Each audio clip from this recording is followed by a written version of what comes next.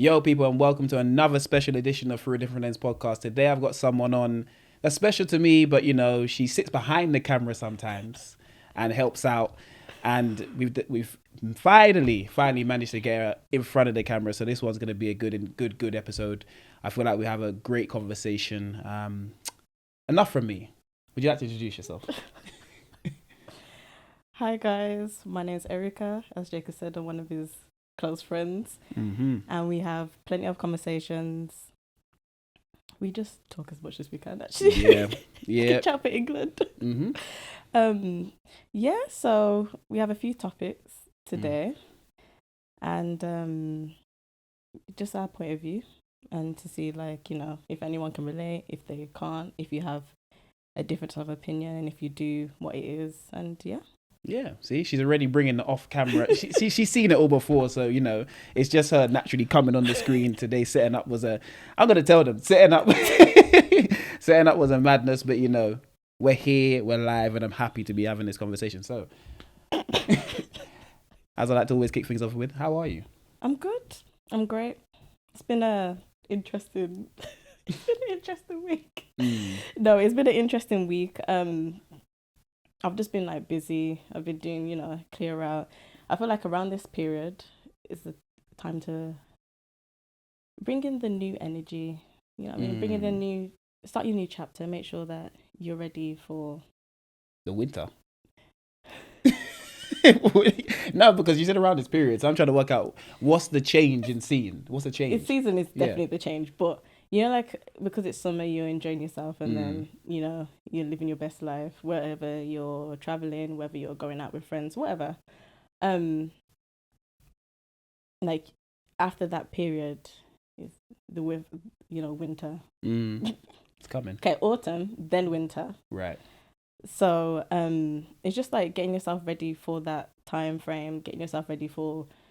I feel like it's mainly because, you know, like, through school, how we've had I feel like it's stuck in my head. So like through school, how we have our academic year and then summer holidays, and then you go back into your academic year. I feel like subconsciously I've kind of just kept that going. Your routine. Yeah. So now that I'm an adult, I still do some form of getting ready for the academic year. And that's just like doing a clear out, getting rid of things that you don't need, and just getting ready for a new season. See, school does help. So in some just tiny bit. small please helps in life. You know, I don't know if we can take Pythagoras' theorem anywhere, but we can take the routine we get from the school holidays and the periods of time. You spoke about routine. How much does routine play a part in your life? Like, if your routine's off, is the day completely a mess? Or is it a case of, you know, you can kind of just go with the flow and redirect the day back on track? I would say the latter, because I can go with the flow. So if you have let me start from the start. If you have a routine, it's easy for you to know when you're off track and like where you need to slot back in to go back, you know, on the right course. So I can just go back with the flow.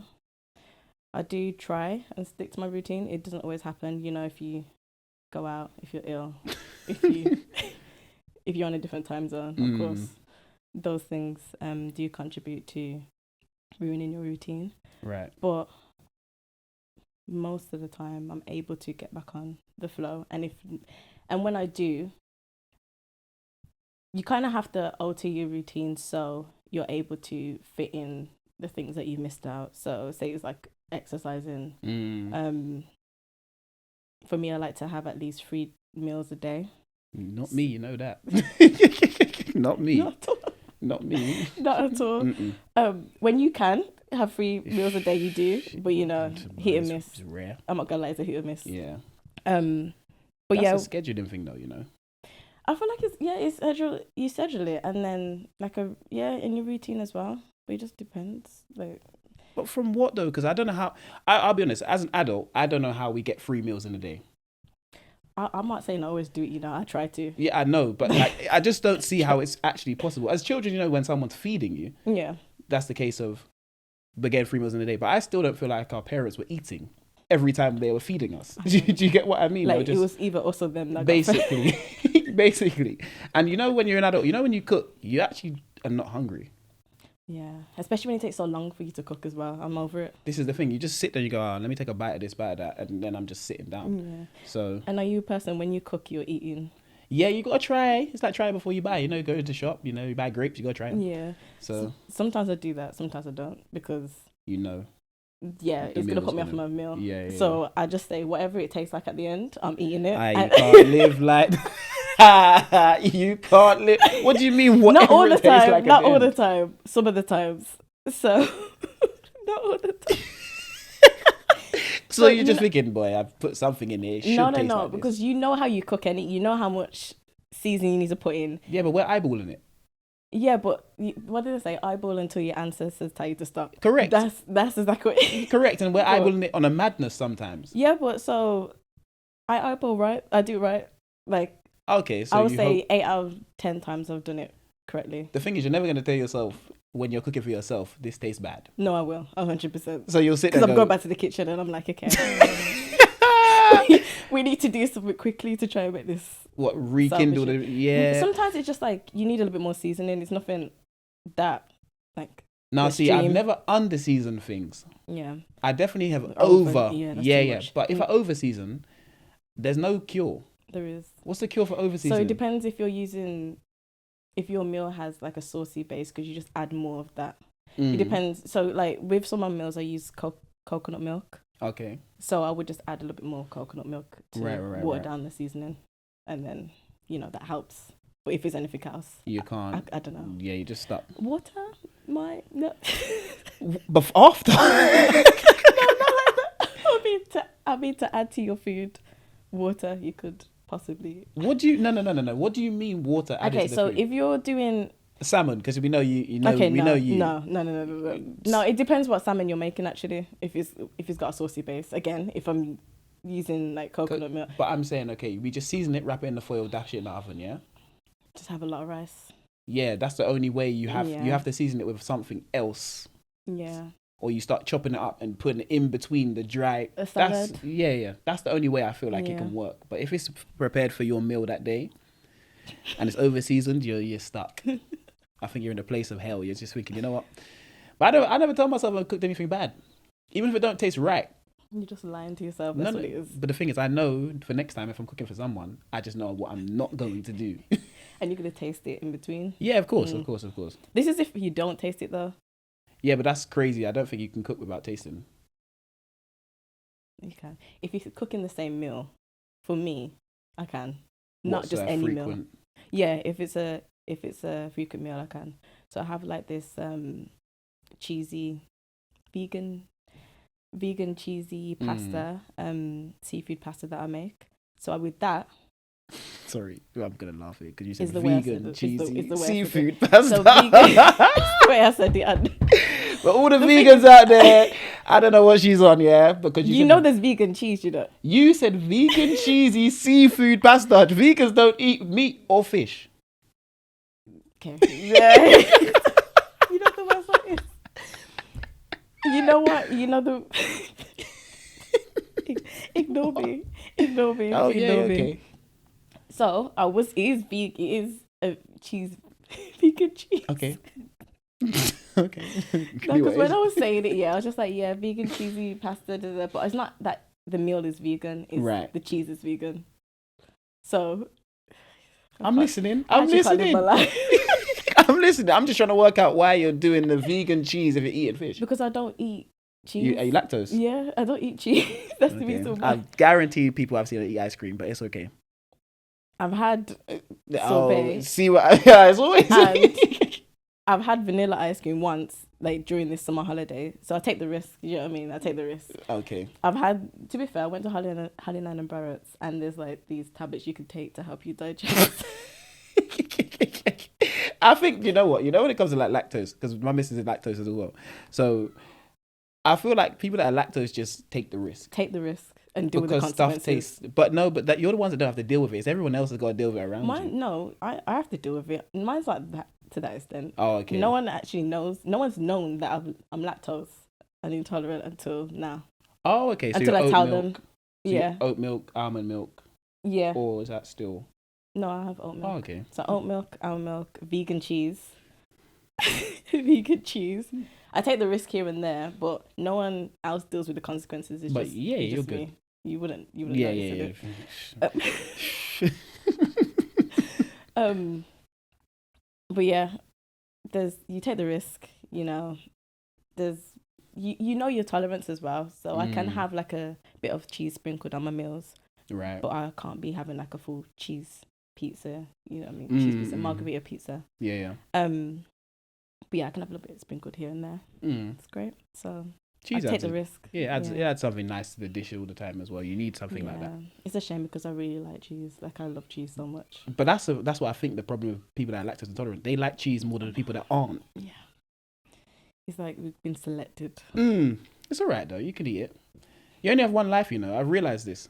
So what made you actually make the switch to... Because I don't think you actually ever told me. What made you make the switch to being a pescatarian? Because that's what you are now. Yeah. So why no meat anymore? It's still meat. No, but like why? You understand what I mean? Like why no chicken, red meat? Yeah, I was put off chicken.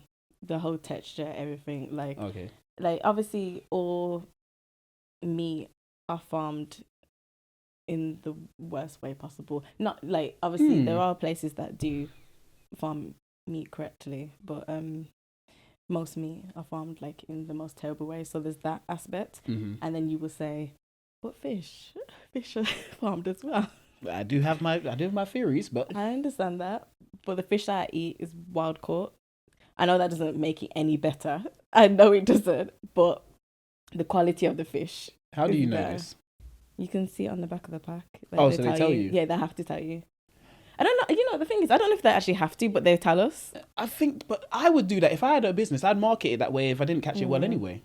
Yeah, because for people like you, for instance, that are like, oh, I'm looking at the packet. I'm telling a damn lie because I need to sell my stuff. This is the wild caught.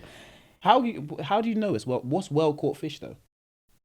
So when they farm fish, they create this massive net and they pull it out like deep into whatever ocean they're fishing from, and then the fish that are inside that net is what you're eating essentially. But then the fish is literally just swimming right in its domain. Yeah. If it shits, it shits. If whatever happens, if there's any diseases, the other fish are swimming with it. Like, they're all packed together, so there's no space for them to kind of like swim into the ocean and kind of get clean water. Yeah, like clear air. Water. Yeah. So yeah, that's farm fish, and then wild caught is they just allow them to swim around the ocean, any part of the world, and then they catch it there. Yeah. If it's the Atlantic Ocean, you catch in the Atlantic Ocean, and so on. So is that more expensive then? Yeah. Fish is expensive anyway. I know it is, but I'm saying is there a difference in? I haven't really noticed. Not really. No, I don't think so. To be fair, I didn't pay attention to the price. I'm already spending. Yeah, if you're only eating fish, you're really I'm already spending like a certain amount. I just look for wild caught and just take it. Yeah. That's true. It's true. Fish is fish, but fish is nice though. That's one thing. Yeah. I don't know if I could do it every single day. Yeah. But then that's when you have the vegetarian or vegan dishes. Yeah, in some ways I do feel like meat is overrated. That pause. Let me just say that because you know how the internet is. In some ways, but I almost feel like it's the cuts of certain things. Like I could never live without lamb. Yeah. Do you get what I mean? So that's for you. I don't know how chicken. Okay, cool. I can live without chicken. It's not it's easy access because of the chicken shops and that sort of stuff. But I can live without chicken. If it is chicken that you're eating you get from the chicken shops. Could be pigeon. Could be anything. It could be anything. So, but lamb is one meat where I'm like, bro, this one here has to be on the menu. Yeah. Like lamb. I'm not a big steak person. I only really started eating beef quite late in life, to be fair. Yeah. Because of the mad cow disease that, when we were younger. Not even when we were younger, that's when our parents were younger, but I didn't eat beef growing up. So it became a thing where we hit maybe like in 20, 21 and started eating beef, but only from certain places. Okay. So, interesting. But lamb is the go-to. Then what would you say comes next? Meat-wise, I like turkey. Turkey's nice. Yeah. Well, was nice. Yeah, exactly. I don't know what kind of pesky we got here. I'm only joking. From what I remember, Yeah. It was From what you remember. To be fair, I do like pork. People will go, oh, it's a dirty meat, da da da da da. Hey. Sorry, I am definitely one of those people. Yeah, you hands could, up. look, That's swine. yeah, everyone can say whatever they feel like about it. I like the taste of it. Bacon is nice to me. Sausage is nice to me. When I do eat these things, it's not actually, I actually don't think I have these very often at this moment in time. The main thing, I do eat chicken quite a bit because it's just the easiest access, and obviously a lot of Caribbean, African dishes you can make with chicken is kind of learning to, you know what I mean. Goat's very nice, but it's a once in a blue moon thing. It's not a every day. Do you get what I mean? Cow foot. I haven't. Oh, I haven't. Yeah, cow heel soup is a beautiful dish. Yeah, see, I don't know. I try everything, but I feel like the fish you have more options. But I feel like lamb is the best, just tasting meat. Yeah, I love the lamb and beef. Mm. Yeah, I was a steak fan, big steak fan, especially because when I was growing up, I had steak well done, and obviously that's not the best way to have steak. And then when you're an adult, it's the black way to do it. It's the black way, just to make sure that everything gone, is out of it. But then now that I'm an adult, and you can dibble and dabble, yeah. The world's my palate. Was it world's my oyster? One of the two. Well, both. Yeah, for you definitely the world's your oyster. World's my lamb, but the world's my oyster. Yeah. I had it medium first, and then I went to like medium rare, and then when I had it like medium rare, that was me. Medium rare, because it was amazing. Like, obviously, I'm saying this as a pescatarian now. Yeah. No, I understand it though. The way they cook the meat, and I'm like, so I've been wasting all them steaks for how many years, and this is how it's supposed to be cooked. Literally. Yeah, but I feel like a lot of things you have to learn on your own. Yeah. Because also when you're thinking about it, sometimes it's just like I'm cooking. If you're thinking about older generations, you're cooking for a number of people. Yeah. You ain't got time to be a short order chef for this person. You want medium, you want rare, you want well done. No, and then we ain't checking got, it as well. Exactly. We ain't got time. There you go. Everyone eat at the same time. Be grateful that you got food. Correct. You are welcome. This is the thing. You didn't need to cook it. Do you get what I mean? And you weren't complaining as a child because you don't know any other way. Yeah, and the food was always nice. Yeah. It was just well done. Yeah, but you don't know that. Yeah. Until you do. Yeah. Which is like anything in life. Nah. So the pescatarian route is you. Yeah. It's great. It's more healthy. Yeah. Okay, so I'm enjoying it. It's healthier. The food, you can go crazy with what you want to make. You can do that with meat as well. But with seafood, you can dibble dabble and put your remix on it as much as you like. But it's not filling. It's not filling. You know how I like to eat. Yeah. This is why it's not filling for you. Yeah, it's not filling. Yeah. This is not. Yeah. So that's why I have to have my 3 meals a day. Yeah.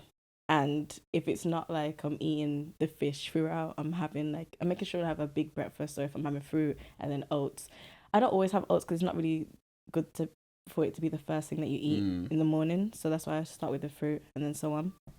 But yeah, so I have to make sure I have at least 3 meals, if not 3, 2. Okay.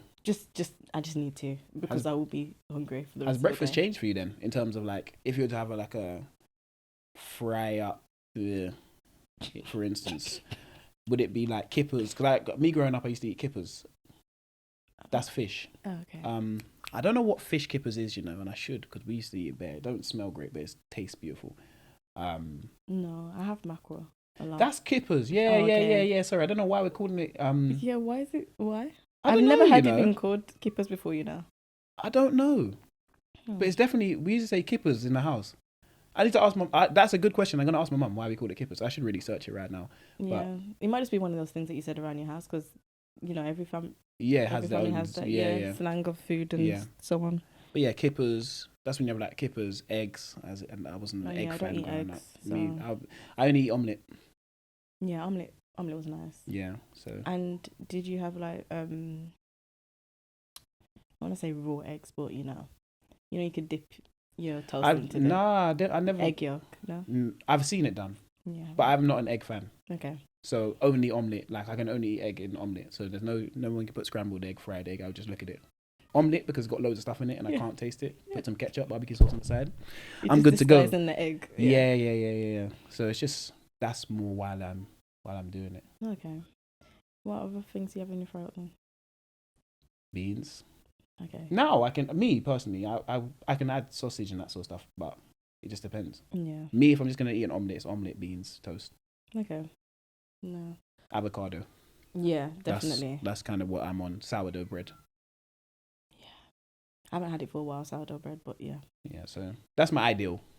But the go-to is probably wake up, eat some Weetabix, eat some fruit, get the hell out the house. If I eat that day, or beans on toast, like there's just If you get the meal in, you're great. So basically, if you get the meal in, you're great. Correct. But Weetabix. Mine's fruit. If I'm having like a meaty breakfast, I can have like a bagel, so any fish bagel, salmon, mackerel. Oh, okay, nice. And there's pre-cooked mackerel that you can buy from like any supermarket. The one you just slap in the microwave. I'll put them in the oven or. This is kippers, Did I have a clear? Yeah, clear packaging. They look like brown. Yeah, these are kippers. I promise you, people out there, when you watch this, please let me know in the comments if you know what kippers are. Because I just haven't called it that, so. But I don't know why we used to call it that. I just say mackerel. Do you know what I mean? Yeah. Interesting. It's a nice little name. You should pass that on for you. I will only ever call it kippers. So yeah. But moving swiftly on, we've done catch up with we didn't need to, but let's actually dive into some topics. But firstly, you're from Birmingham. You moved to London. Yeah. How old were you when you moved to London? 18. Okay, nice. Transition was smooth and nice. You enjoyed it. You're still here, so. So you get what you said that. No, but you get what I mean. You're still here, so you must have really enjoyed it. It was a great time. Yeah, it's a great time. I'm enjoying. Yeah. Plans to move back? No. No. Not at all. No. Never. I can't say never. I feel like if something happens for me to move back there, yeah. Right. But where I am right now, like life-wise and everything, I don't see myself moving back. So London's your city for the here and now. Yeah. But before we get to the topic, on a broader standpoint, would you actually want to live in England? No. So where's your I don't know yet. Yeah. I haven't. I need to do more research into that, but I wouldn't want to. Okay. Not fully. I don't know. I feel like because this year has been the best weather we've had. Right. From as long as I can remember. So that enough is already telling me. Yeah. That I would like to move. Because when you have these hot summers, what you're about to have is a hell of a winter. Yeah. And I know that it's the same in other places as well, like extreme summer, extreme winters. But, it's consistent. You know what you're getting. To a degree. Yeah. Here it's just bipolar. You can go out with a short sleeve shorts on and you need a hoodie and a coat by the end of the day. Yeah. You literally can go out with shorts and still need to bring an umbrella just in case. But then that's like tropical weather, so. But it's not similar to that. It's only this time around I can say it's a little bit tropical. Because it's still warm now and it's drying quickly. Yeah. But on a regular basis, you're just sitting there, you're thinking, Jesus Christ, this is madness. So you never know what to leave the house in. Yeah. So abroad would be the ideal location of movement. Yeah, if I can. If not. You don't know where? Caribbean? No, I wouldn't mind. Yeah. I don't actually know. Because you just have to take a look into how they operate over there. You know what I mean? Work-wise, life-wise. If you is crime wise. You know, there's so many things to consider, so you actually need to do all that research before you say, yeah, let's move there. It is true, but you almost feel like sometimes you don't. I feel like in London, a lot of stuff happens. Yeah. You just don't see it. Yeah. Yeah, I haven't seen a lot. Do you get what I mean? Yeah, like from my experience of being in London, it's actually been very positive. Yeah, very Whereas positive. on a smaller island, you're bound to see it because it's just smaller. Do you get what I mean? Especially Caribbean. I'm from Grenada and Ghana. But if I move to Grenada and live there, we can get around the island in an hour. So you're going to know what the next person has done 20 minutes away because it's just so local. Yeah, but then you can base it off like how many people are in the island. You know what I mean? It depends how deep you want to look into it, because if the crime rate for like Grenada is significantly higher than England, that's concerning, because as you said, it's a smaller island. Yeah, of course. But if it's lower, you talk about percentage wise. Yeah. See, that's an interesting one though, because Grenada's got 100,000 people. Yeah. Croydon has more than that. So what do you know? Like population wise, Grenada always is around 100,000 people. The island's small, so when you say crime wise, you're thinking 10% of that is what, 1,000 people? Yeah, but then would you say that's doable for you? Like, would you based on that percentage, would you say that's doable for you to like move there? Yeah, I think so. Because out of 100,000 people, 1,000 people isn't that many. Yeah. But in the grand scheme of things, it's massive because the island's only 100,000. But it's not that many. I wouldn't say it is. But then, but you could have 30 of them 5 minutes away from you. That's the real problem because of the island size. So you're right in that. But I'm just thinking, I don't know if I look at. I feel like everywhere I go anyway, luckily I've been sheltered from a lot of things or haven't been able to see things. Even if I know people that are in that life, they're just always like, nah, bro, you're not. Do you get what I mean? Yeah, so you're not really involved that much. You just know from word of mouth. Yeah, literally. Yeah. Or what you see on the news. And they don't report everything anyway. So. Yeah. I don't know. There's a lot of things to consider. I will definitely like look into those things. Those things won't be the sole reason why I'm moving. I feel like job, and just like what you can offer your family whilst you're in that country would be some of the main things. But yeah, I would just look into that just so you're aware, because I'm aware of what's happening in England, so I would like to be aware of what's happening in whatever country I move to. Yeah. But I don't know yet. I don't even know when I would move. Like, if I could move tomorrow, you would. I don't know, actually. I feel that's too soon. I don't know though. I feel like that's too soon, just because like of how my family are right now, and I still have a lot of like nieces and nephews that are still young, so I want to be around them. Their lives. Yeah. So when they're older, I'm gone. Yeah. Come visit me. I guess so, but then there could always be new nieces and nephews. You could have your own children. Yeah. So that's why I don't know. That's why I don't know if I let any of that sort of stuff hold me back. I get it. Because then you sit there and you go, oh, there's always going to be a reason why I don't go. Yeah. And I feel like there always should be a reason why you do go. Yeah. Because selfishly for yourself, you have to be 100%. Selfish. And when you're not, you end up doing a load. Yeah, and you end up living for everyone else. And then you put yourself in a box. No, I hear that 100%. You never know. I might get the opportunity to move in. Like, that's the thing. No, you're not wrong. You're not wrong. So I'll be telling you, like, Jacob, I'm in this country. If you want to visit. Yeah. Do you know what? Joe says it all the time on here, and I actually agree with him. I need more people around the world. Seriously? Just so we can. Not just in England. Yeah. Limit myself to England. Yeah. Stop, people. I'll be real. This is not a shot. Stop moving to Kent. Aye, this is not a shot, anyone. Stop moving to Kent. We don't want to come down there, people. We want to go to broader places.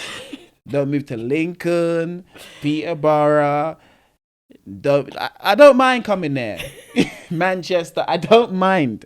I just have to make sure you all know I'm not taking a shot at you. Just don't move there. Because we kind of want to leave and expand. Yeah. Because when I plan to move out of this place, It's expanding. Yeah, far. I want to say I'm going to, like, say, do you have family in America? No. Okay, I have family in America. Mm-hmm. So when we go in America, can we come and stop at your? That's what you want. You get what I mean? And if you can't, that's fine. But we're coming to America. We're gonna come see you. You know what I mean? I'm texting like, you. I'm coming to America. Yeah. I'm not booking accommodation. I will see your you. sofa is free. Clear out that guest room. Yeah. Get it ready. We're coming. That's what I need around the world. So I feel like because of football's allowed me to travel, and I know a lot of people around the world, but everyone's doing their own thing. So, you know, sometimes you don't want to disturb them. And they're not your real friends, like that sort of stuff. Yeah, sometimes you can just pull up. Yeah, you don't even want to see them like that. You want to see them one day and then you get what I mean, though. You don't want to spend time. Nah. It's like, because you haven't got that much to speak about, and so you're just seeing them to say, like, I want to see you because I know you, when we got a good... Yeah, we got a good thing friend, going. Yeah. A couple hours. Yeah. Because I could only handle you a couple hours in England. So abroad, I give you an extra one. But not as many. Oh man. So yeah, it's kind of that. I weren't taking no shots at anyone. So don't come for me when you hear that statement. Erica laughed as well, so she thinks she knows what I'm talking about. But don't. No, because I've heard of too many people, and you said you have so many friends that are moving to Kent. So everyone. I hear it. Everyone. You just move further. Like, even if you move to Kent, and then just go somewhere else. Yeah, too. Just do. Yeah, you know? I understand this value for money, but hey, don't ask me to come and visit you. Basically, that's all I'm saying. Speaking of what we're speaking on, then this actually kind of ties in quite well. Question: is happiness a choice or a privilege?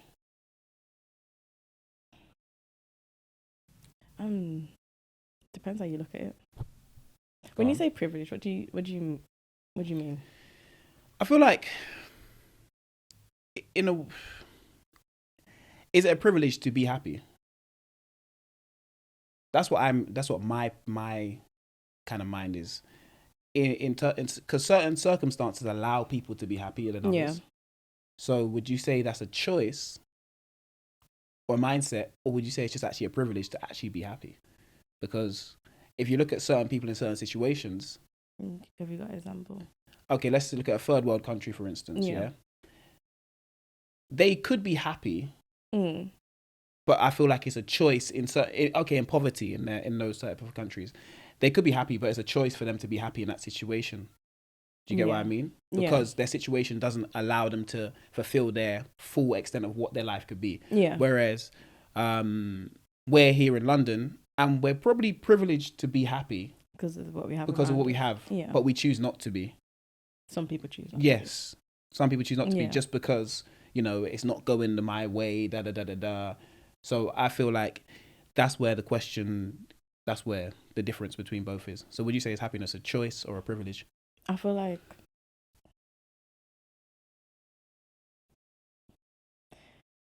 I don't know, you know. I can't base it on everyone. I can just like kind of base it on of course, it's myself. on yourself, yeah. But you can choose to be happy no matter what the circumstances that you're in, like you said before. And I feel like if you want to be happy, you should just be happy. I know it's easier said than done, but it's just looking at the positives in life. So even if you have a bad situation, you're still looking at the positives. So that's why people in third world countries can still be happy, because they're looking at the positives that they have around them. So I feel like even though you said, like, we could be privileged because of the resources that we have. Yeah. Yes, things are not going well, but you can still choose to be happy by looking at the positives based on whatever situation is not going well for you. So is that...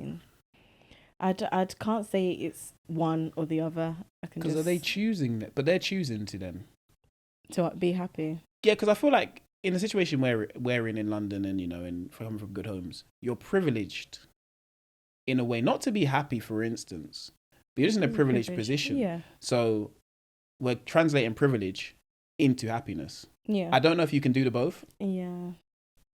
But I feel like, I don't know. I feel like for me, it's more of a choice to be happy because of how you view life. Okay, but then are you choosing to be sad when you're sad? No, sometimes it's just that you just need a moment. Do you know what I mean? So if you're choosing to be, so if things are going, like if shit hits the fan, Yeah. and like I don't know, worst case scenario, I don't know, someone's. I'm trying to think of an example that's not too extreme. You lose a job or something. Right. Obviously that's not the best situation to happen because you need to find another job. Some people might, if they haven't prepared for this, they didn't know that they were going to get fired or whatever. They haven't prepared for it. Like there's a lot of negatives surrounding losing a job. Right. But then if you can look at it in a way as like, okay, I've lost this job. Yes, I need to plan how I'm gonna sort out next month's rent or whatever. You need to sort out whatever has been affected. Yes, I need to find a new job, but then you can look at it as like, was I really actually happy in that job? You know what I mean? Like, is this like a weight that's been lifted off my shoulders? Yes, this negative has happened, but has this given me the kick up the ass to kind of like do what I need to do? Like what's been lingering in the back of mind. If you're a person that has had like, oh, I would like to do this, I'd rather do this or whatever it is. But in that situation, I think it's money that affects everything. Yeah. Because it'll be the money side of things that's making you unhappy. I don't have any money, so how can I be happy? Yeah, but then you work out ways of how you can get money. Do you get what I mean? And then. But you can be happy about money, I think. You can. Yeah. I don't know, actually. That could be a lie. Let me not lie. In fact, let me. No, but you just said it like with the people that are in third world countries, they don't have crazy amount of money. But it's all they know. To a degree, because a lot of them still have access to the internet, so they can see the lavish lifestyles that people are living. Right, but do you know what? No, this is an interesting one because if you don't attain, I don't know, if you don't see things and there's nothing to compare yourself to, which I don't actually try to do at all because everyone's running their own race, then there's no reason to not be happy with what you have. Yeah, I agree. So when you're looking at things and you're going, oh, okay, wait, that person has that person has that, I feel that's when you're choosing to make yourself unhappy. Yeah. Because you're looking at someone, oh, they moved out, oh, they live alone, oh, I want that. Yeah. But you're not actually ready for that situation yet. Yeah. You want everything they have, but you're not mentally, financially prepared for anything that actually comes with. Do you get what I mean? So like you don't realize how privileged you are in that situation. Yeah. Other than grow whilst like preparing yourself for exactly. that. Yeah. Exactly, because you can't just be, oh, I see someone and I want to do that. Yeah, because it's not going to work for you. No. Because you also don't know what they've done to get to that place. Yeah. It's like the overnight success thing that people would sit and go, mate, oh, that's overnight success, blah, de, blah, de, blah. They just got this way luckily. That's one thing I don't really do with. Yeah. I don't believe anyone gets there. Luckily. If they do, like, I love that for them. Yeah, well done. But no, there's so many factors that go into everything. Everyone's got their own story, which is very interesting. And when you look at things on that level, you start going, you know what? They've done an absolute madness just to get here. And you don't know the trials and tribulations they've gone through just to get to this small point of, it might not look like success to everyone, but it's success to them. Yeah. Because obviously we're looking at, but I think again, it comes back to comparables. Yeah. You're looking at success. If you're a businessman, you're comparing yourself to the most successful businessman. You're looking at Mark Zuckerberg, Elon Musk, and you're going, well, I don't have 400 billion, so I'm not successful. I feel like that can be very unhealthy. I think it's good to compare yourself to the most successful because you don't want to compare yourself to the you don't. worst, but you need to do it in a healthy way. So you need to say like it's a mindset that that's where you want to reach. Like I want 400 billion or whatever it is, whatever he has, his net worth or whatever. Like I want to reach that point in my life, but I'm not there yet, and it's all right. Do you know what I mean? I still got stuff that I need to do. If I was to have 4 billion now, what am I doing with it? Do I actually know how to operate that amount of money? Like, do I know how to? And you see that right there? You see the people that would say, "Oh, if I had this much money, I would do this." No, because guess what? You see, you only have £100 right now, What you and you doing? can't do anything with it. You're just spending it. What are you actually What are you going to do doing? with 4 billion? You'll Thank figure you. out a way to spend it all. You're not in a position to have it yet. Yeah, so take time and just, like, that's something that you want, and that's great. And it's good that your mind can stretch that far and you believe that you can attain that, yeah. But just do it within reason and, like, pace yourself and don't get too pass. Yeah, 100%. I feel like you'll kill yourself running somebody else's race. Yeah, because it's never going to work out the same for you. No. And you might not get that amount. You might get more. You might get less. And even if you get less, you could get like 300 million or billion, and that's fine.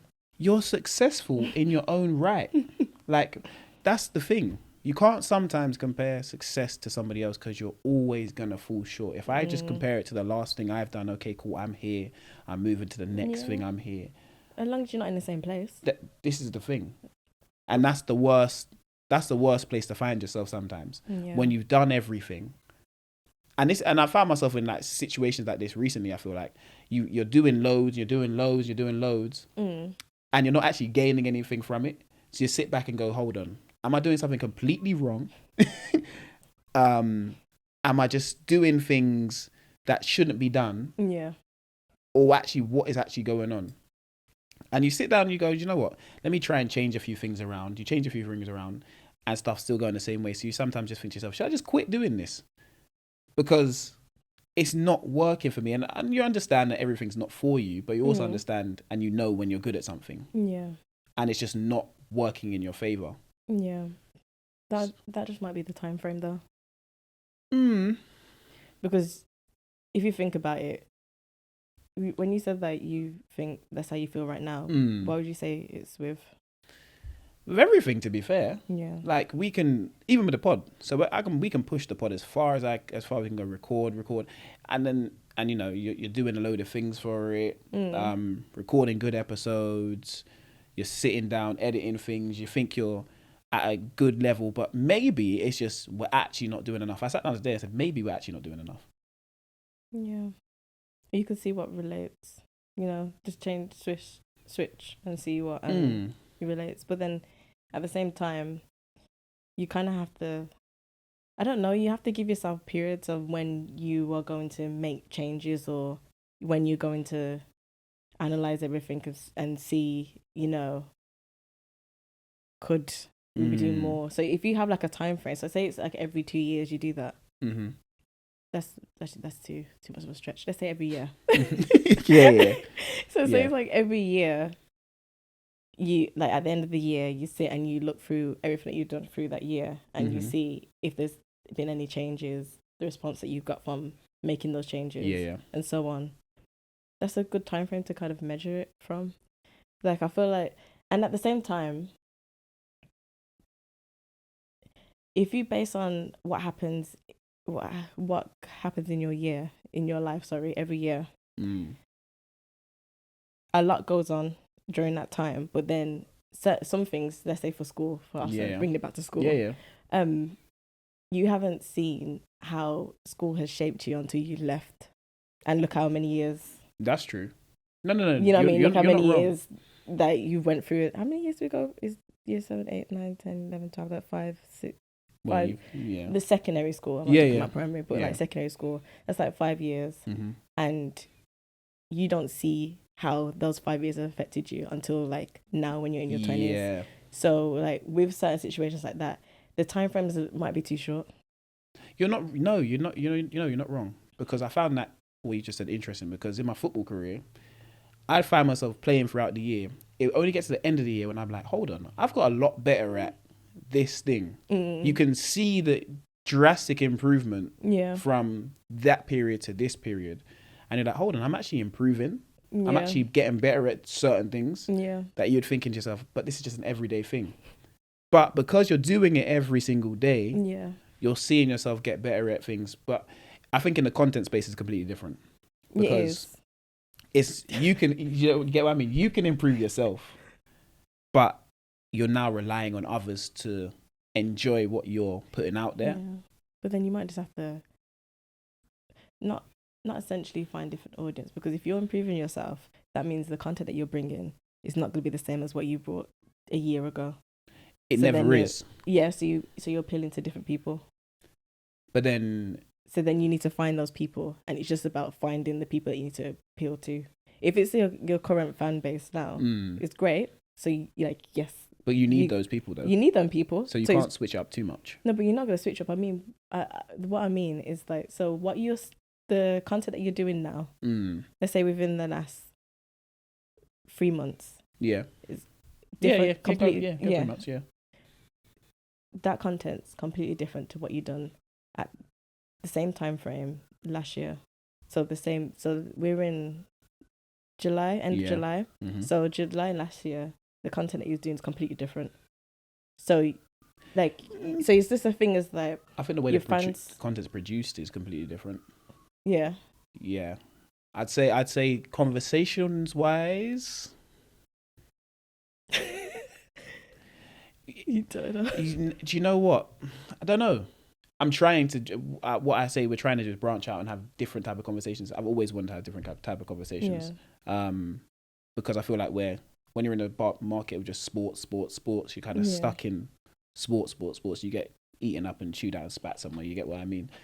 So if you're not in everyone's face all the time, you're never really going to break through. Okay. So the conversations, have they changed? Yeah, because they needed to. So that's the difference, though. That's what I'm saying. So you change conversations, like this conversation that we're having now. This is we didn't have this conversation. No, we before. didn't. Like the things that we're speaking of this is not something that's been you've spoken before. Like last year. So the conversation is changing. Right.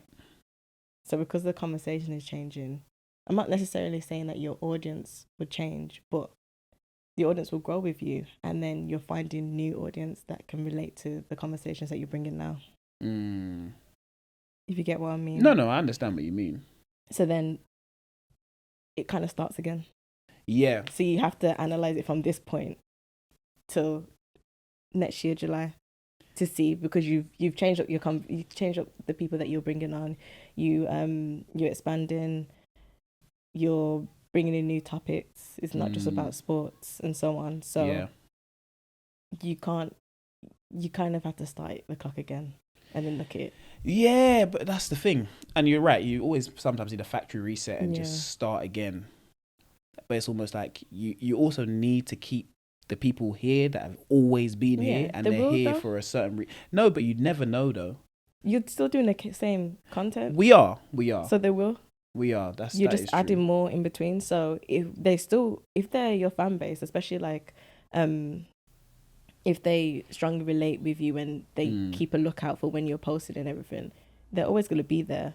They're just going to be looking for the content that interests them, and that's going to be what you still continue to post. Yeah. And then you actually never know, because the content that you're posting now might actually appeal to them as well. So it might be a bonus. So they're seeing what you've been consistent with throughout, and then they might just, let's just watch this and see if it something different. Yeah, and if from the reels that you've put up, people can see if something relates to them, and then like, okay, it's click true on that, because I find myself doing that with a lot of people that I follow, a lot of content creators. I follow them for one thing. Yeah, one thing, like one subject, and I love getting updates about that subject or whatever it is. And then once in a blue moon, I'll see something that pops up, and I'm like, what the hell is that? I didn't know they do that. Click onto it, and then I'm here. Yeah. So you just keep pulling them in different ways. As long as you can relate and connect to them, it's great. Yeah, that's the thing, though. That is the thing. Trying to get a new audience in is always, I feel like, the most difficult thing you could probably try to do. Yes. Especially in this space, because you're just relying on eyes and someone else's mind, how they feel that day. Because it could relate to them. If they want to forward as well. That's the thing, because it could relate to them. Yeah. But that day, they just don't want to hear it. But then, algorithms, they just bring that back. They do. Yeah, it's a weird one. It's always a weird one with the socials and trying to grow and just being in a space that you're not used to. Because nowadays, social media is the new currency. Yeah, 100%. If you're not on there, you're not anywhere, it feels like. I said it. Seriously? Yeah, I said it to No, my but boy. it's true. No, it is true because the way it's becoming now, and you got the glasses and everything, bloody Mhm. hell, mate. You just want to make sure that you're on those glasses when they start showing Do you get the what I'm? ads and Yeah, everything. it's true though. But as long as people are sharing your stuff, because I'm a big sharer, you know, as soon Yeah, as I yeah. see someone send, Mhm. if that relates to someone, send. So Mhm. you know there's people out there that do the same thing. Yeah, that's true. Yeah. So as long as that's happening and, you're still relatable. It's all you can be. Yeah. They're trying to be relatable in this generation is a bit. Yeah. You don't know what they want. Yeah. You actually don't know. And I think I'm tired of. I think that's what I'm tired of trying to create stuff for anybody else. Yeah, you just have to make sure whatever you create, you're showing your care and your thought behind it, if you know what I mean. If you care about a topic and you're creating it, like with sports, you guys bloody live, eat, Yeah, and this is my sleep life. that, Though. yeah? Yeah. So you care about it, so you're producing that content, so people are going to relate to that because they see how much you care about it and how much effort you're putting into getting it to them. But do people actually care about what you relate to? Because I feel like you have to allow them to be part of your story for them to relate with you. Yeah, but not essentially. Everything you watch, right, you can relate to because you feel like it's part of your story. To a degree, and sometimes because, so I feel like it relates to me, so that's why, or like the journey that I'm on or whatever. See. So it relates to me, and then some things catch my eye that don't relate to me, but I'm intrigued. And then when I find a way to, when you find an opening to something that intrigues you, that you feel like, oh, let me just add this because like this may relate. Like I'm on this path. This may come in later on down the line. Yeah. And then it kind of just slots in, and then you probably found another person that you enjoy, and you can watch on any social media platform. I hear it, but it actually just depends on the person. I can't really. I only can speak from my point of view in it. Yeah. I just feel like that's the way it's going in terms of just if I don't feel some connection to it on my personal level, I'm gonna scroll past it. Yeah, no, I hear that. Like music posts will get me every time. Do you get what I mean? Stop. I'll listen. Don't matter what the hell it is. A music post will get me every single time. Yeah. There's like certain. I'll be honest. A furniture post. So you know we're getting old. A furniture post. I have a whole collection of them. Yeah, then people making wood stuff. I swear to you, I'm telling people, you're gonna know when I'm gonna be rich for real. Do you know why? Because I've seen this table. This table costs 50 grand. And I'm not joking. I'm buying it. Because this table custom made from resin. I don't know what wood they use. Yeah. They're making I'm telling them now. I'm putting this in the universe. They're making my dining room table. Yeah, no, they're making it. My dining room table and my office table. They're making both of those tables. That's 100 grand on 2 tables. Yeah, so, it's worth it. You have the money in it. So. Yeah, exactly. So I'm just putting it out there. But that's what I've been looking at. Those things intrigue me. Yeah. Stuff that I didn't know people really made money, like woodwork, and they make a lot of money. It's amazing though, It is absolutely amazing that they can do that. I saw the glass making as well. This is the thing. This is the thing. There's so, and that's what I love about. That's what I love about social media. I hate it in a lot of ways, but I love that it's given people that we didn't know or the normal person wouldn't see an avenue to see these things that can really like just transform your mind. Look how many avenues there are to make money, to do different things. The youth, as much as it's a hindrance to them, they can get into these careers that were never available to them before. Yeah. The amount of cinematography that goes on. Yeah. Everything like that. I just think to myself, there's people that have gardens that just plant, gardeners, grass companies, seeing people wash pools, clean the pools, the pool guy. Like I love those videos. But do you get what I mean? People making painting and decorating look like it's the best job in the world. DIYs, everything. This is the thing. Like I feel like it's opened up a real avenue for a lot of younger people to say, look, you ain't got to be a football player. You ain't got to be an R&B singer. You ain't got to be a rapper. Beautiful, they're great careers. But there's other luxury. careers out there that can serve Yeah. you the same way. Maybe not to the extent of them, but they can serve you the same way. Yeah. Live a good life. And you're gonna have to still put in the same work. Oh, You this might is as well it. This is try it. other avenues. This is the thing. Like, the work ethic is the main thing. Mm. Because as we know, as we said earlier, luck is just not something that happens overnight. I think you create yourself, or you put yourself in a position to be lucky. Yeah. It's about the work you do when no one can see, Yeah. or when people can see as well. So yeah, And what you choose to see as well. that's Because if you see positive, if you see opportunities where people don't. And I feel like every time you walk outside, there's an opportunity. Yeah. Every day there is something. It's just if you want to take it. Yeah. And it's some aren't great, some are good, but you just never know. You have to try. Trial and error. Not with everything, I was realistically. But like, how many trial and error processes do you go through before you say, okay, I'm not doing this no more? In terms of just taking opportunities. different opportunities. Yeah. They don't link. No, at all. don't link. I don't know. As much as you can take, I would say. Mm. And you know how much you can take in it. And For the person then. yeah, it Okay. depends on the person. Mhm. So I don't know. Mine could be like 4 or 5. I don't know. I can't say. Yeah. But let's use that as an example. Mm. But you have to actually put in your energy. You know what I mean? Yeah, but Like, yeah, it can't be the half-assed Yeah. trial and error process. Oh, I'm gonna do this. Okay, do let it me for go. like 2 days and then Do like, you- oh no. No, it don't work for me. Let's Yeah. try something out. Yeah. No, you actually have to put in the energy. So say it's like, what is it that they say? I'm sure it's like, if you try, it's something like say it's like for example, like with hobbies, they say for you to create a hobby, like within yourself, whether it's a good or bad, it's like a 30-day period. So for if I wanted to implement a good hobby, and that's waking up at 6 a.m. every morning, it would take me around about 30 days to do so. To implement that hobby so it's second nature to me. Oh, okay.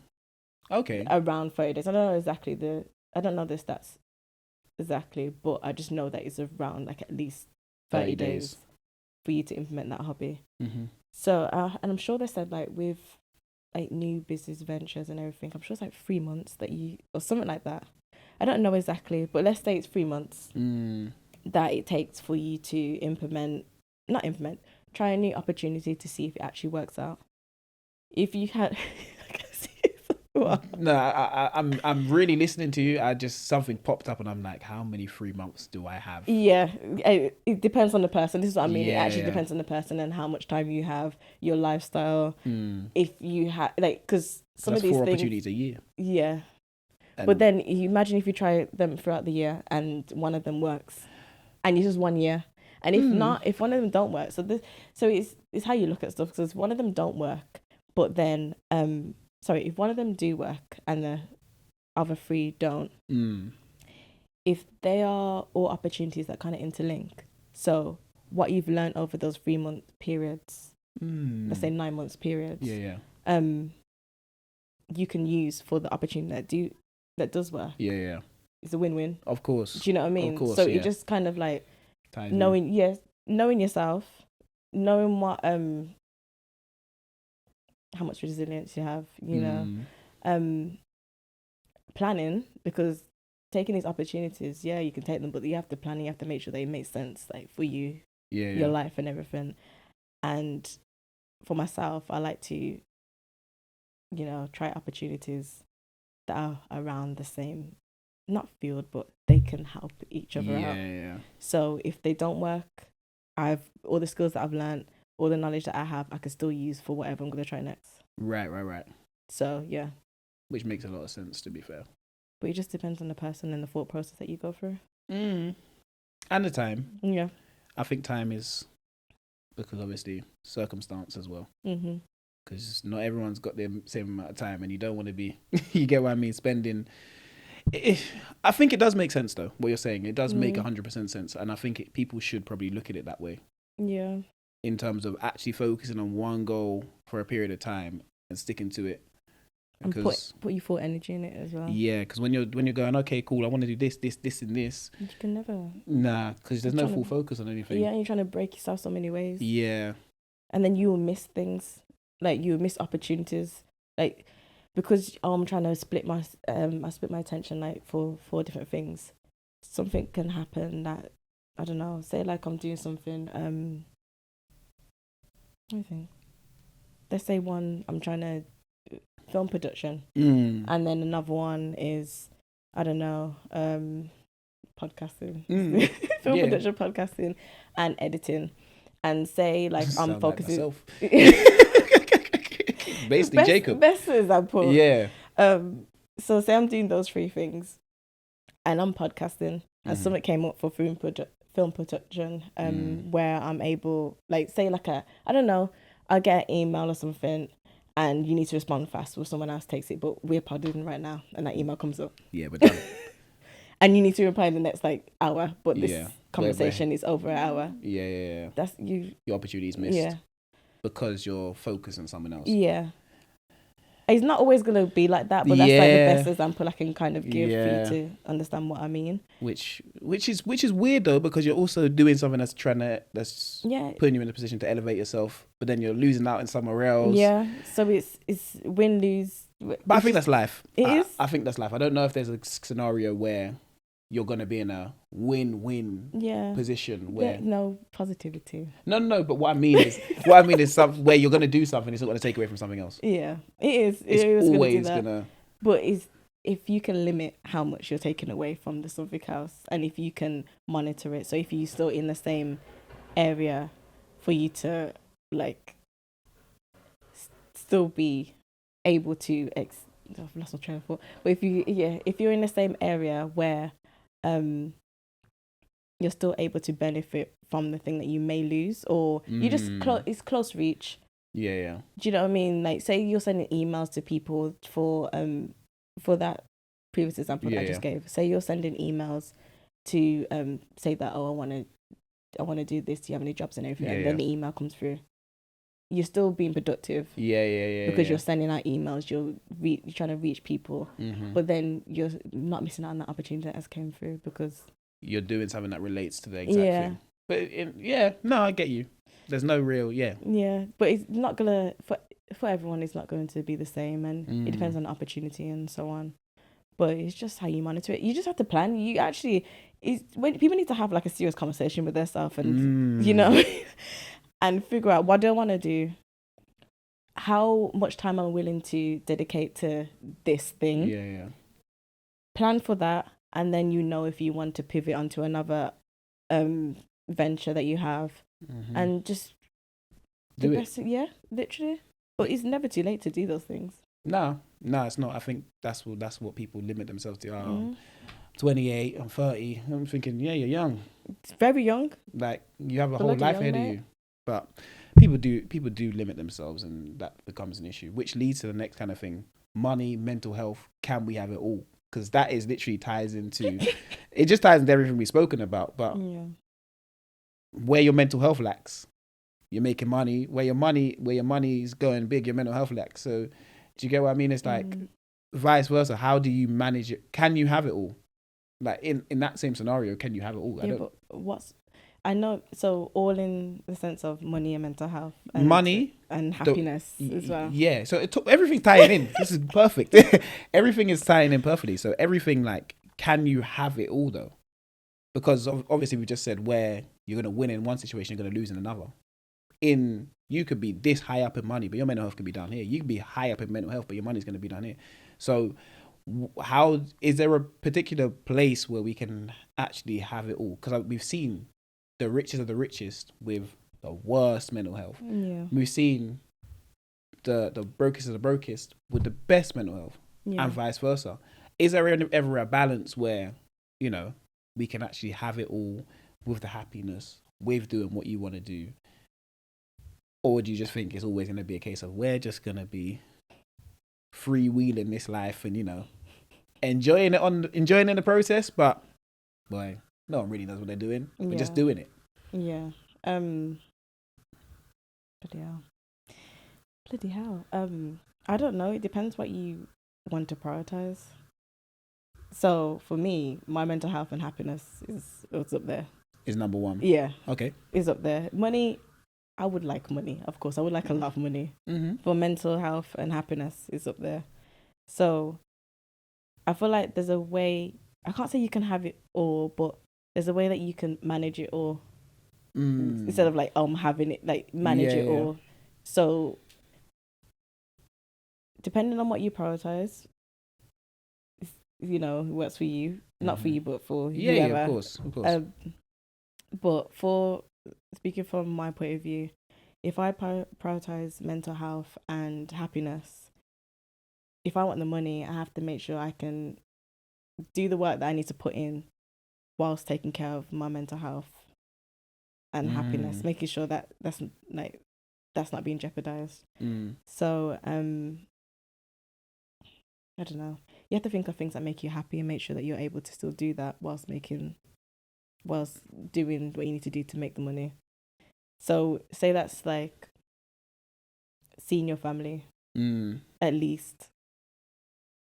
I don't know because I live far away from my family, it's not as easy for me to see them. Yeah. But whether that's phoning them, so still having some interactions with them day in and day out to keep my mental health and happiness high. Yeah. But then still working. So you just have to like juggle it. Your own personal things that you like to do that keeps yourself happy. Say mine's, let's say, I have going out to eat or any outing. Leisure activity. Yeah, leisure activity. With my friends. That's one thing I need to do. Like at least every 2 weeks. Let's for just your say mental that. health. For your mental health. Because because you have these, like, because when things are bothering you, day to day, day in or day out, whatever, when, I don't know, sometimes you just need to speak. They say it's like it's good. Humans need interaction. Yeah, you can't. You know what I mean? You can't. Yeah. You need interaction. So as much interaction you can have, and if you can't, say my schedule is I'm trying to come up with a crazy number. Let's say it's 15 hours a week. 5 days, 15 hours a week. If I was to work a 9 to 5, I need to at least make sure that I see my friends or family, whoever, every 2 weeks. So that's something that's going to keep me happy whilst I'm doing that 15 hours a week of work. Yeah. Okay, I get you. So I'm balancing it. So I'm still prioritizing my mental health and my happiness, but I'm still putting in the work to get me to where I want to go in life. I hear you. I hear you. I've probably got the total opposite. Do you know why? Because I don't know how people do it. I go off myself then. I don't know how you can operate on that level, because I think to myself, when I'm doing things and I'm really into it and I'm really doing things, I know my mental is suffering because this is taking its toll and I can feel it taking its toll. But I'm also thinking, I'm not a person that thinks of it like that. I think to myself, this needs to get done. This needs to get done to the best of my ability. I need to work on this sort of thing. Yeah. But then everyone says, but it's never going to get done to the best of your ability because your mental health is lacking. I said, no, because I don't work and operate on that basis. I operate on a basis where I have a task, I've set it out, I'm going to get it done to the best of my ability. And it's not my mental and what I'm feeling and thinking then doesn't affect what I'm doing. Yeah. You get what I mean? I can throw my phone over there. Like, I can just be in the moment doing something. Yeah. When I get snap out of it, okay, cool. Stuff might start affecting me. But I just think to myself, I don't know where there can be a balance, because when you're full on steam ahead, you're just focusing on one goal, and I know it's lacking, but you're just putting it to the side because it has to. Because to actually get to where I want to get to, it has to. It can't come in the way. Yeah, but why can't it come in the way? Is it because is it a negative coming in the way? It's just going to affect what I'm doing here. Yeah. Do you get what I mean? It's not a negative thing, but it's really just going to affect, oh man, let me stop doing this then, because you feel burnt out. Yeah. Okay. Do you get what I mean? Let me stop doing this because, my mind is telling me I need a break, really and truly. I know I can stay up and do this. I know I can. You get what I mean? I know I can do more. It's almost like in football as well. It's like, and you can play. Yeah. You know you can play through this injury. You know you can do this sort of thing. You know your body's not gonna fail you. Yeah. But your mind will tell you, cha. But if you rest, That's resilience. That's like. correct. But I feel like that's where it enters into that same thing. But I would say I'm a resilient person. Mentally strong. Yeah. But that's mentally strong doesn't mean that your mental health isn't lacking. I know, but then you have to kind of do things to make sure that your mental health is in check so you can be mentally strong. So I'm mentally strong because of all the work that I've done to make sure that my mental health is in check. Do you know what I mean? That's probably the same with me then. I almost just don't, and it sounds bad, I almost just don't care enough about the mental side of things, mental health side of things when it comes to something that I'm doing. Yeah, you because should. I should. Yeah. But I'm just know that I'm in a great state. do you get? I'm in a great state and I'm working, I'm flowing, and I'm in a great place doing what I'm doing. Yeah. But I just know realistically. Yeah.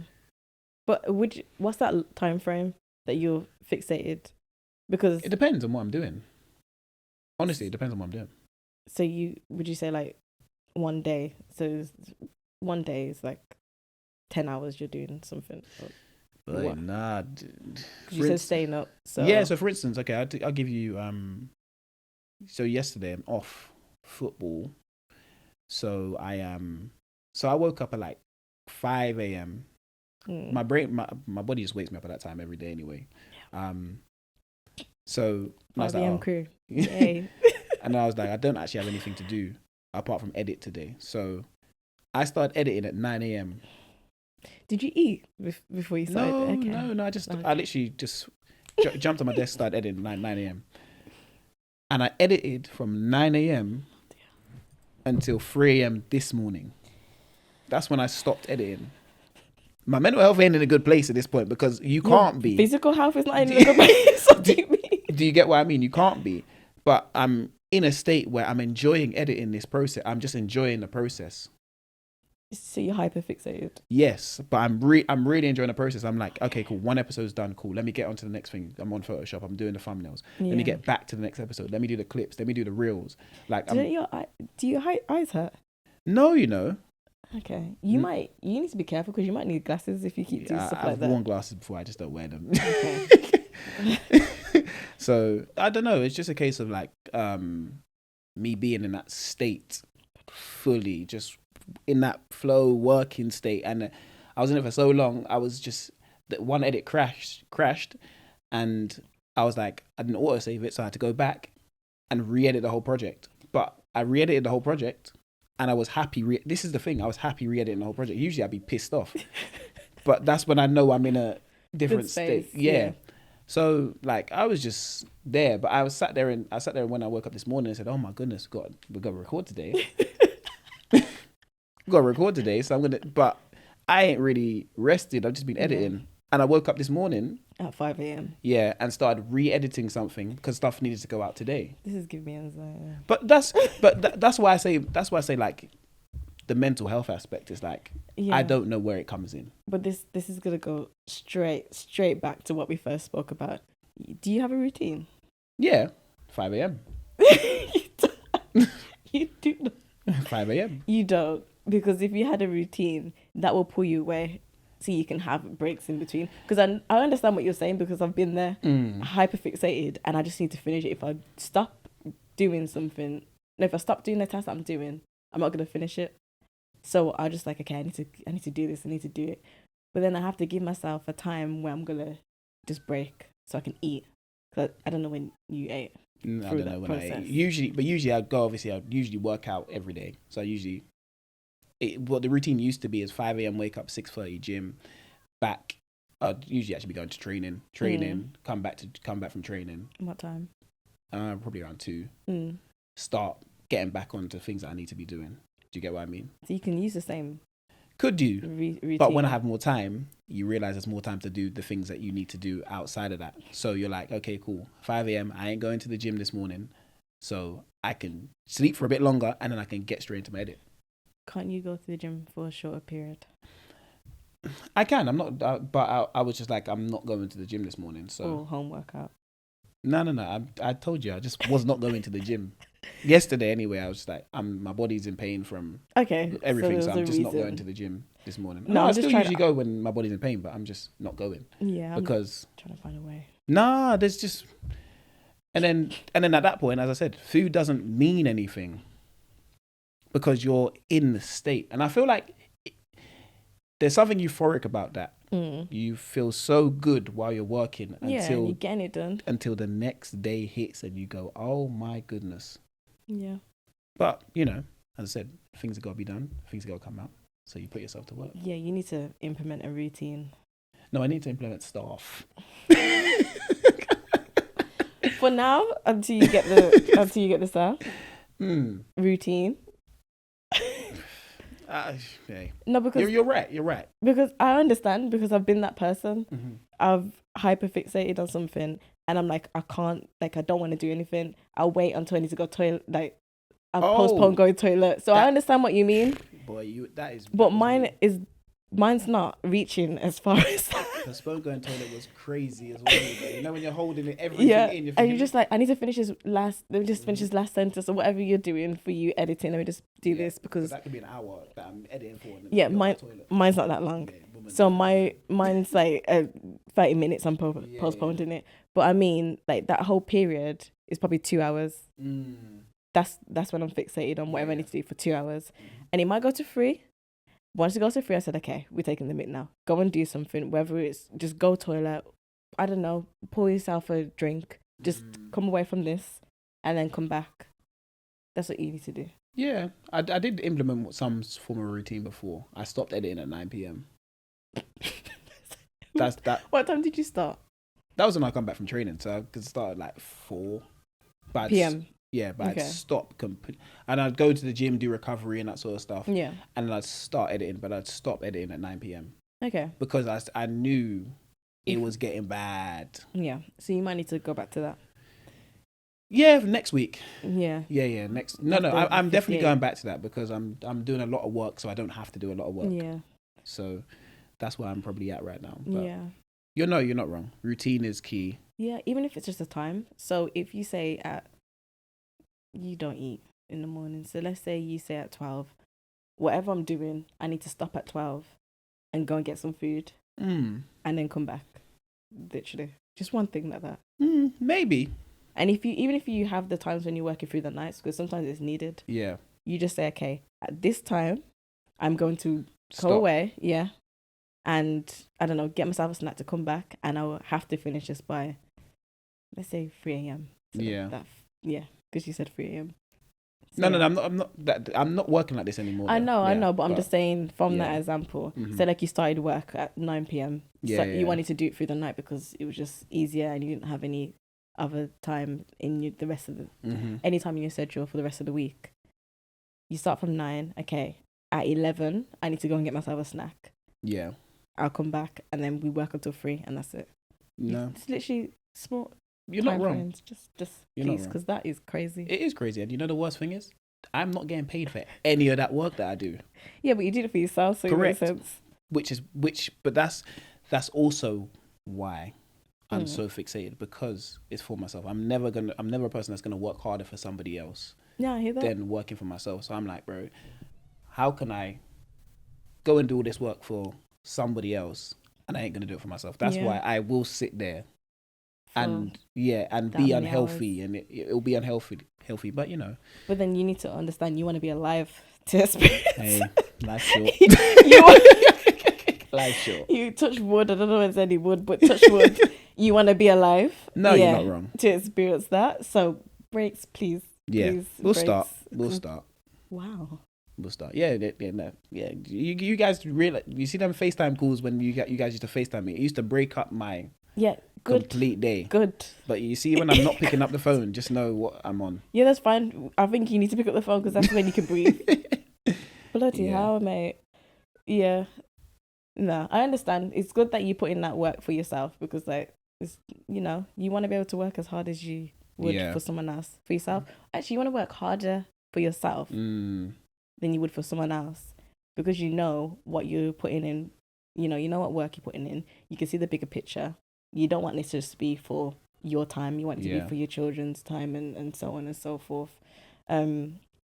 Yeah, so I understand that, but you need to break because you want to make it Yeah, to enjoy, the fruits to of your reap labor. to reap the benefits. It's true. I don't even know if working for yourself is all that's what it's cut out to be. Yeah, there's a lot that comes along with it, and it is interesting. But I just think it's because if you don't put in the work, no one else is doing it. It's the worst feeling ever, but it actually is the worst feeling ever because even for me. Do you get what I mean? If you don't do it, there ain't no one picking up. No one gonna pick up the phone and say, "Oh," it just gets passed around. Yeah, but you mainly. That's the thing. But for me, I have people to pass it around to. But when you can't pass the buck to someone else, or even if you can, but it's not going to be done to the standard that you want it to be done. And when you got the image in your head, you forget it. I'll just do it myself. Yeah, because I know what's right for this situation, then I'm gonna do it. Yeah. And if you don't, that you put in the work to find out.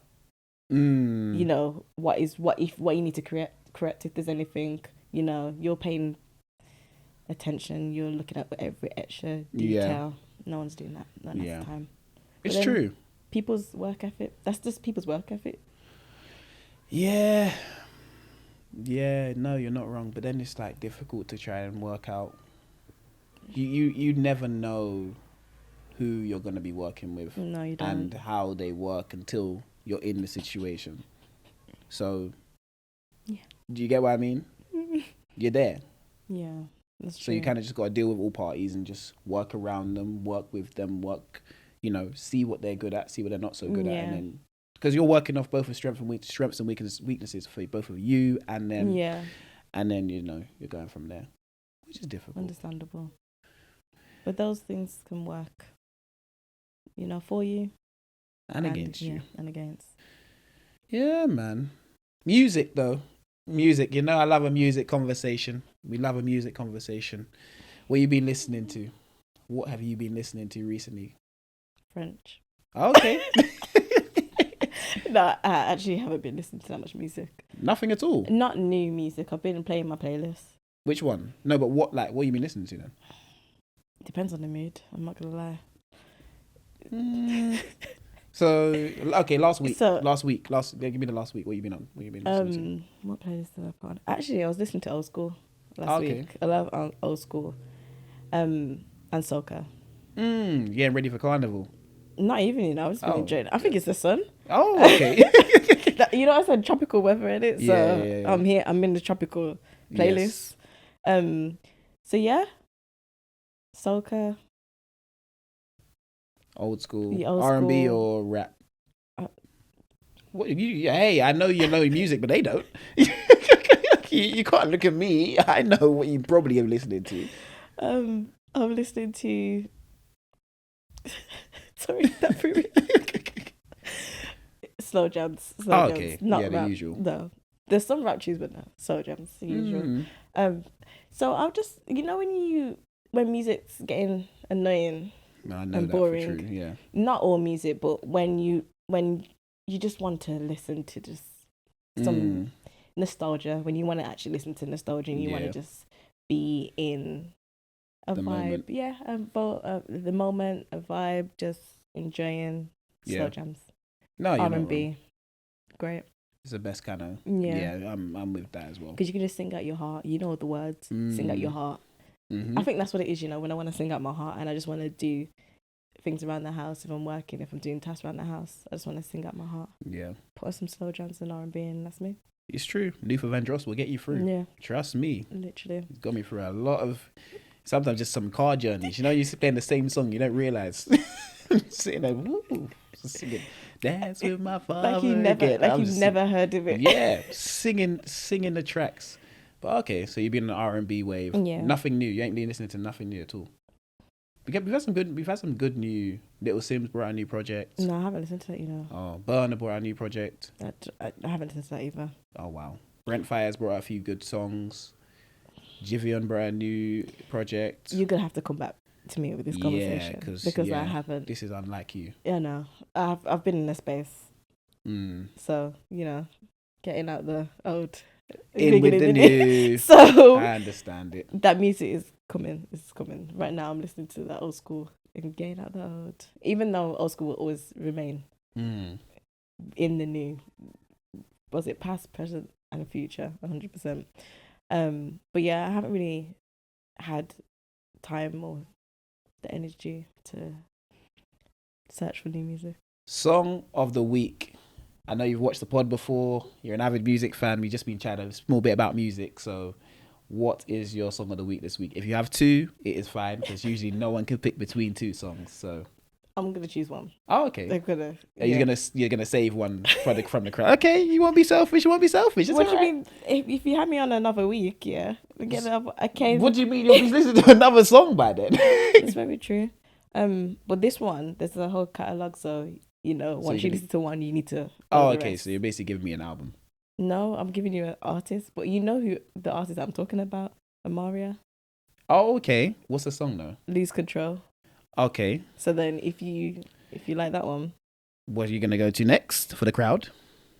Not for Jacob. Her. Yeah. So from her. Yes. Work. That's two. That's not the. Yeah, it's the same one.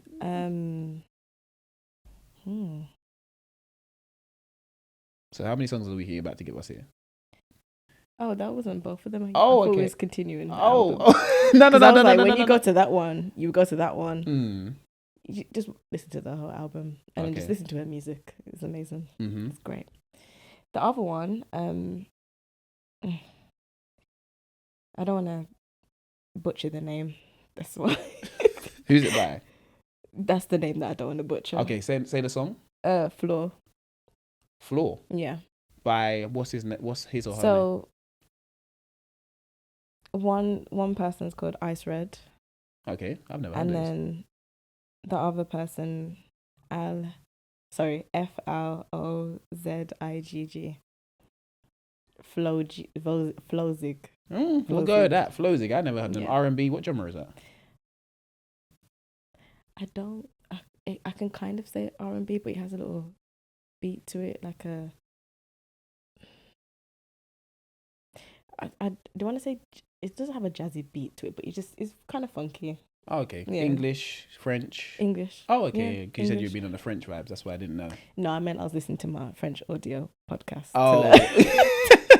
Oh yeah, I forgot. Erica's learning French. I was learning Spanish. Hey. Yeah, so that's what I was talking about. I was listening to Paul Noble. Oh yeah. Shout out Paul. He's taught us a lot.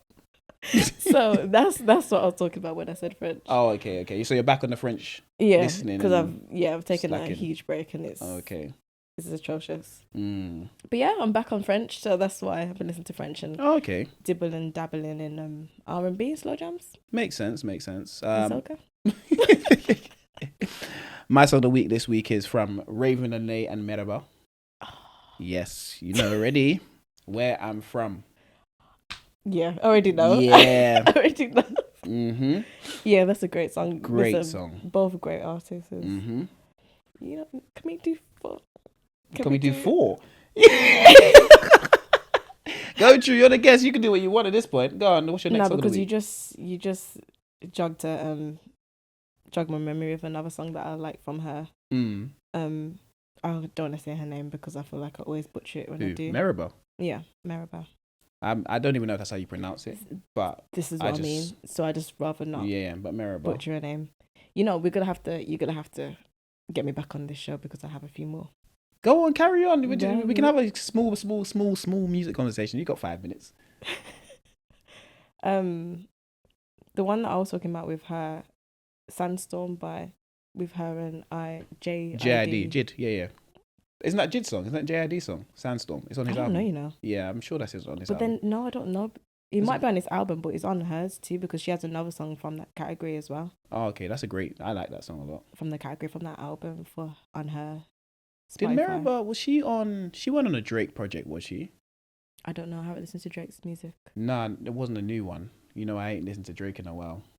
You know what? It possibly because a lot of her music I've listened to before and I haven't realized it was her. Yeah. So I found her through my own avenue and then stumbled back onto other music. I'm like, what? This is her? Yeah. Because she got a sweet, sweet, sweet voice. Like, amazing. The other one was Stay True by her, by the way. oh yeah. What She's got Yo Love that was on Queen and Slim, the album. Remember that movie that came out? This is what I mean. I didn't even know that she sang that. I didn't realize. I didn't put two and two together and realize it was her until I paid attention to her name. She's on Ghost Ride. Yeah. You see that project? Yes, that is a crazy. That whole project. That whole project is crazy. You know, Mate. I didn't realize that was it's actually Black Odyssey's project. Yeah. But I didn't realize how good Black Odyssey was until that project. I didn't really know who it was, and from there I found a lot of artists in that same genre because I don't really know if he's R&B or where he sits. I don't know. Soulful. It's a different sound. I actually don't know, but I love it. Yeah, I actually love it. sound. The story that he tells. What's the other one? Ghost. No, is it Ghost Rider or something? Ghost Ride's a song. Yeah, that one on the project. There's that whole project. I'll be honest, is amazing, crazy. Black Odyssey's coming on tour, you know. Is it this project? But it's not in England. He's not coming on tour in England. Of course, you know that man going on tour in England. Yeah, no, not England. Just do one show. Just do a little one thing. Yeah, you know. Visit London, explore, and just do a show, please. For the ones that support. But the thing is, I think they do that, but you have to really be tapped in on their socials. Yeah, this is what I mean. Exactly. Golden Part 2, featuring Maribel. That one, that's by an artist called Bahana. I don't know if I'll listen to that one, you know. Yeah, that's a great song. Special track, to be fair. She's just great, honestly, and I found her out through features more than I did on her own music. I can't remember how I found her. Because that's where I kind of found her out. Features. Yeah. But her latest album is crazy anyway. The Breeze Grew a Fire. That's special. There's a lot of underground, underrated, new school. I can't even say them new school, but different neo soul, R&B-ish. Yeah, so many. And that's where I've been kind of going to after the slow jams and R&B. I always have to listen to at least one or two songs because they're just great. And the women in that space are really taking over. You got Neo, you got Raven Lene. I've seen Raven Lene live. I would never. That's what that vocals. I really want to see her. I'm so upset that you. Second to none. I saw her when she was on the 4-Leaf Clover album. Yeah, when she was like 2017. I'm talking about. Listen. Nearly 8 years ago. She might have been like 18. I think. Yeah, in fact. Yeah, I think she might have been 18 or 20. I think me and but her. That's the best time to experience them. Yeah, you know what I mean. You see them in a natural state. And they're enjoying. They're just there to sing. No noise surrounding them. They're not superstars yet, but you can see they're gonna be. Yeah. And you saw them on the rise and the come up. Yeah, and now she's here. Yeah. Great. Another one is Mahalia. Oh yeah, but Mahalia is obviously from down your. Not Mahalia, sorry. Oh, but Mahalia is good though. Yeah, she's good. Let's not forget. Yeah. She's good. Malia.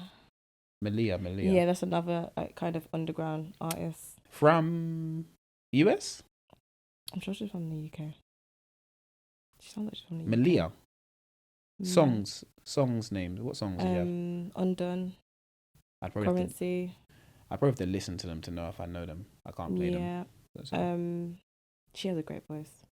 Yeah, that's the thing with the music scene. As much as people say it's dying, I feel like we've spoken about it before, but like it's really not. I just think you have to find and sieve through the noise to understand and get to where you want to get to. Because when you get to where you want to get to, oh, she's American. Karen, sorry. Yeah, when you get to where you want to get to, there is a whole heap of outstanding artists out there that will literally just be here forever. Literally, and that's what I do. I don't care about what's going on. Oh no. I just search, and when I search, I find amazing artists. Yeah. As well as like the ones that are mainstream, but they started off underground too, and they were great then, and now there's only one that no one start. This is the thing, like we spoke about earlier today. No one starts off up here. Everyone has to start off somewhere. Drake was performing in clubs. This is the thing. Drake was performing in clubs. Crowds of 100 people. Yeah. Like there's so many artists that does. It's just amazing to see. But like I'm happy to be on these artists' journey with them. Yeah. So when they hit the top, I'm like, bro, I've been here. Yeah. And I've been enjoying every part of it. And I'm glad that you can make more. That's the thing. That's the thing, and then that's I think the beauty of the journey of following someone's career, Yeah. especially in music. And there's loads out there. Victoria Noel, she's a new one. Yeah, you listen to her, Victoria Noel. Kadeem Tyrell, UK. Of course. Yeah, I've heard special. his music. I actually want to get him on the pod, because he's South London. You know. He repping South. Yeah, man, you got to do everything for the area you're from. 100%. Yeah, I want to speak to a few music artists out there. Yeah. Definitely get them all on so we can hear what they have to say, new music. Yeah, because I want to, like, as much as you can listen to their music and you hear their story through their music, speaking to them, it's a different point of view, and you can hear their thought process, why they made certain songs, what song they enjoy the most as well, because what you'd think they would like, they don't like it. It's not even what they don't like it. And you want to hear the story behind why do you like that? Yes. Why does that relate to you? And then new music's coming. So that's great. Yeah. But now we'll have to get you back on so we can have a real just pure music conversation, but because we'll be here for another hour if we just start because I've just saw a lot of we'll be and it just dragged on me. It's like, oh, hold on. We'll be going through a lot of artists, but anyway, we'll have to conclude it there. But thank you for coming on. As always, I appreciate the conversation. We brought you from behind the camera to in front of the camera, so you're here now, so you got to stay in front of the camera for us. We'll see about that. We'll see. But again, thank you for coming on. As Dej always likes to say, tell a friend to tell a friend. And as I always like to say, like and subscribe. Keep supporting us. Keep, engaging with us. The content is good. The content will come out. We enjoy creating it for you, so please enjoy watching it. Good, bad comments, we love them all. It's comments. So, yeah, man. But honestly, we thank you all for tuning in and listening. I thank you again, Erica, for being a wonderful guest. Thank you for having me. And yes, I am Jacob. I'll be signing out. I'm Erica. See you soon, guys. Thank you guys for listening. Have a blessed week. Take care of yourselves. Peace.